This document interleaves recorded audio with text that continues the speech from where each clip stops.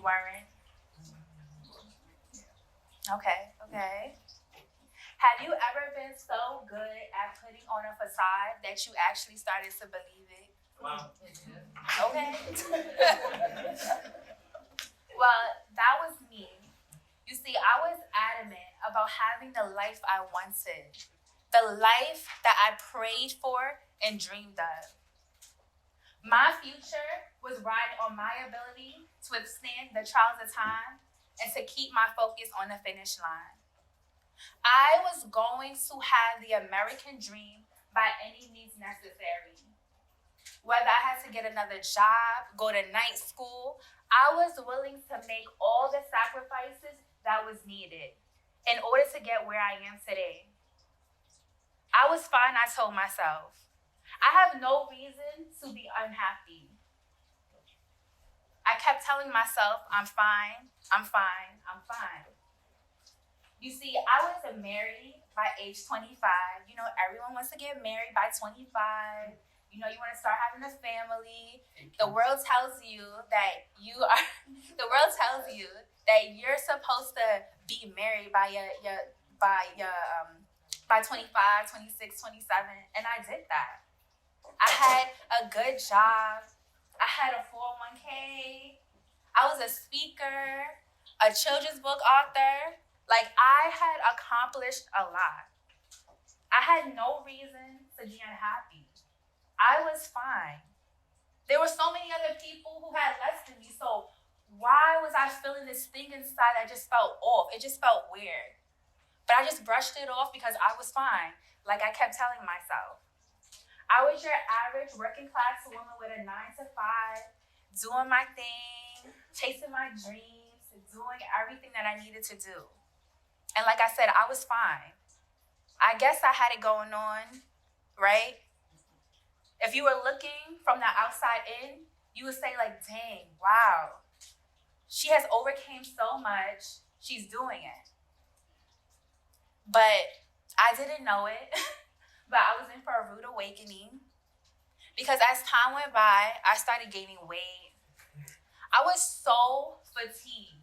Like, I would get 8 hours of sleep, 10 hours of sleep, and I'm still exhausted. Like, you would think I only got like maybe an hour or two of sleep. My anxiety was through the roof. I was being triggered by everything and anything. It got to a point where I could no longer put on a smile in public. The pretending and me telling myself that I was fine, it just became unbearable. The way that my life was going, the direction it was going, it was no longer suffice. And I needed a change like real bad. And interestingly enough, that change came from a TED Talk that I watched one Saturday afternoon, and it was on wellness. And I did not know anything about wellness, but with everything she was saying, I was like, wow, like I need that. I want that. And I remember after watching that video, I asked myself, like, are you well? And the answer was no. So then I began my journey on becoming well. You see, what I didn't tell you before is that I was so ashamed and embarrassed because after 1 year of marriage, my marriage was falling apart. I found myself starting all over again. I was burnt out. I was overworked at my job. And you know that saying, like, things can't get any worse? Yeah, it did. Like, if life just wanted to take me out, it should have just said so, because I was not prepared. I found out that the two people that I valued the most in this world was sick. And I was hanging on by a thread. And at any moment, I was gonna break. Life was lifing, and I was not prepared. I didn't know life was just gonna be so hard. I'm like, dang, trauma at childhood, then adulthood, things just keep happening. I wasn't ready. I didn't have the tools or the knowledge to get me through such a difficult season. I didn't know what to do. I didn't know where to start because I just spent so much time trying to be a good wife, be a good daughter, be a good sister, be a good employee, make sure clients is happy. I spent so much time trying to make sure everybody else was happy that I didn't put none of that time into myself. I neglected me. I put me on the back burner. And because I put myself on the back burner, it now began to backfire. And I was struggling real bad. Can any of you guys relate? Yes. Okay. You see, there's nothing wrong. Don't get me wrong, there's nothing wrong with being a present wife, being a present daughter, being a go hard, go home entrepreneur, being passionate and ambitious about your dreams. The world needs people like us. They need people like you. Our future creators, mathematicians, doctors, lawyers. If I didn't say what you do, the world, they need people like you. But you cannot thrive and actually fulfill your purpose if you are not taking care of yourself. You matter. What you do matters, that vision matters, your purpose matters. And I need you to start prioritizing you, because if you don't, you're going to crash. Just how I crashed, I'm telling you, it's inevitable. You can only give so much to everybody else before your body is going to crash too, okay? Did you know that just last year, over 4 million people quit their job in just 1 month? Did you know that depression and anxiety is at its all-time high? 1 in 5 people have a mental health condition. I didn't make this stuff up. Go on Google, okay? Like, the numbers don't lie. If you thought that you could just get by in today's society, you'll make it, you'll be okay, the numbers aren't lying. Something is going on.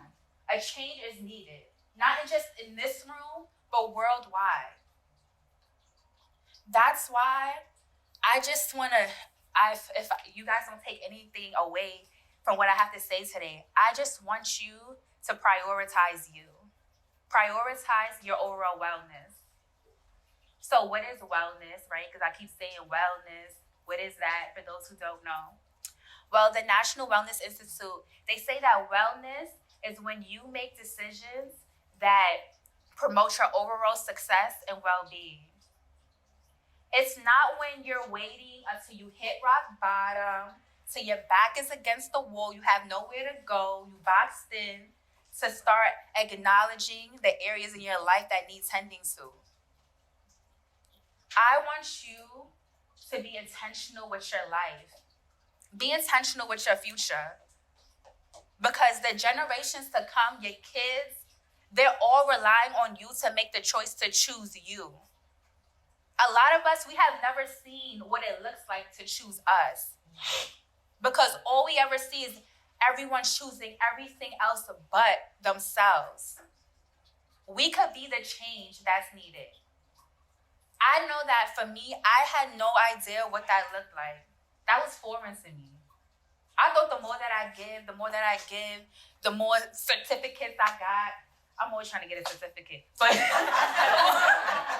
the more stuff that I try to aim for, it's like I'm helping my community. This place, I'm that place. I thought that would suffice, and it's really not. So I'm going to give you the 3 tools that I came up with on my own that helped me to get out of the depression, the anxiety. It helped me to start choosing to love myself. I really learned what self-love was on a whole nother level through the time, during this difficult time and during that difficult season. So the first tool I'm going to give you is practice daily wellness care. So like I said, we usually try to address the problem when it's real bad. And instead of trying to address a problem when it's real bad, ask yourself on a daily basis. I do this every single night, consistently. How was your day? Was it good? Was it bad? What emotions was associated with that day? Were you sad? Were you disappointed? Were you feeling confused? A lot of times when certain things are going on, we abandon our emotions as if they're irrelevant and that they don't matter. And when we do that, we're telling ourselves that we don't matter. Self-love is part of self-love is you showing attention to your emotions. Every single day, I create 3 things that I can do to combat daily stress and anxiety. So if you know it's a difficult time in your life, you know maybe the next day is going to be a little rough, what are some things that you could do throughout the day? What are some things that you could do at the end of the day to help you to get through it? So that you feel like you're pouring into yourself and you're not just pouring everything 100% into everything else and you're left with nothing. For me, I go hard for a sound bath, okay? Like, oh, I love it. I have to listen to my sound baths every day. It's a form of meditation, y'all.